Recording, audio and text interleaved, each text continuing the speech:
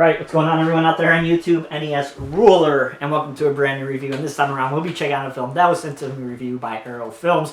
And you can pick this up on Blu-ray and 4K at all your favorite online retailers. It is a film from 1990 called Flatliners. So this is a film that was shot here in Chicago.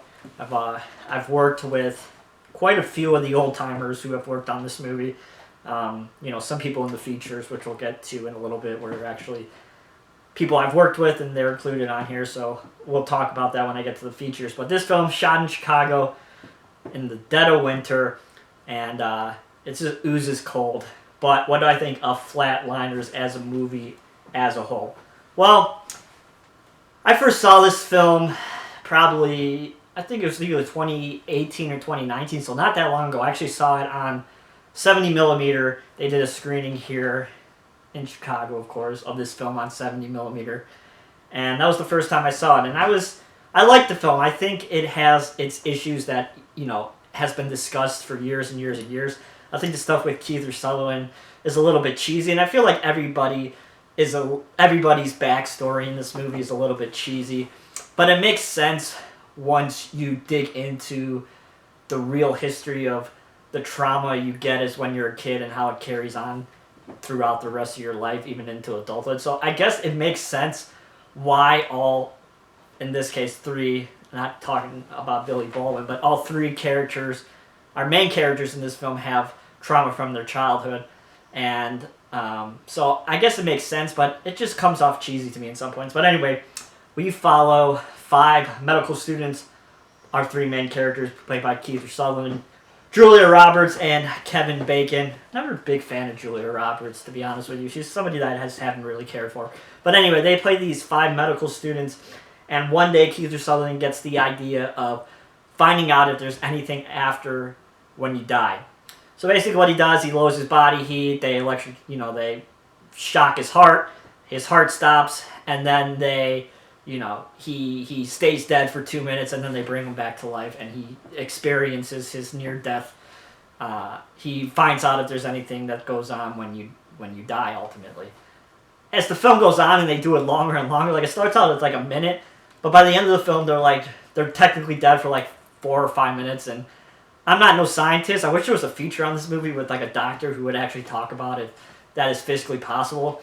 But in my eyes, somebody being technically brain dead for 5 minutes, I highly doubt that they could come back. Like I said, I'm no doctor, but it's just funny. So Keith Sutherland, he says there's something after death, so each of the students now wants to experience what he experienced, and it ultimately brings in their consciousness, their subconsciousness, into the real world, and they start to experience things that they experienced during this near-death experience, and it starts to ooze into their life and start to wreak havoc on who they are as people. And it goes along. There's like a moral story of atoning for your sins and all this other BS, which is kind of lame. But like I said, the film is really cheesy, but it's shot really well. I mean, the production design in this movie is really fantastic. Cinematography in this movie is really fantastic. Like I said at the beginning, it's a very cold movie, a lot of warm blues. And you could just feel the cold. You could tell that they filmed this in the dead of winter. So I give it credit. It's a studio film, so you kind of expect it to have a bigger budget. It's a Jerry Bruckheimer movie, so you kind of expect it to have a little bit of a bigger budget. But it's just really well made in that sense. Like I said, the script, isn't the best. You're going to get good actors when you have Keith Sutherland, Julia Roberts, and Kevin Bacon as your 3 leads. You're probably going to be fine in that department, which you are in this movie. So, technically wise and the acting wise, it's pretty good. There's just a little bit problems with the script, in my opinion, that kind of feels cheesy and not realistic, to be completely honest with you. But let's talk about the transfer. Like I said, it's a brand new transfer. This movie hasn't really had a really good restoration to it. It was released on Blu-ray by some other companies, but it hasn't had a really good cleanup. And it looks pretty good. The day scenes are really, really nice. The night scenes are really good. Natural film grain. It looks pretty good. Probably the best it's ever looked. So if you guys are a fan of this movie, you're probably going to want to pick up this release because it's not just a little bit of a minor upgrade compared to the old Blu-ray. I mean, it's a pretty big jump, and you kind of notice it, especially in the daytime scenes. And then, like, it's a boatload of new features on this release as well. Let's see, let's go through some of them.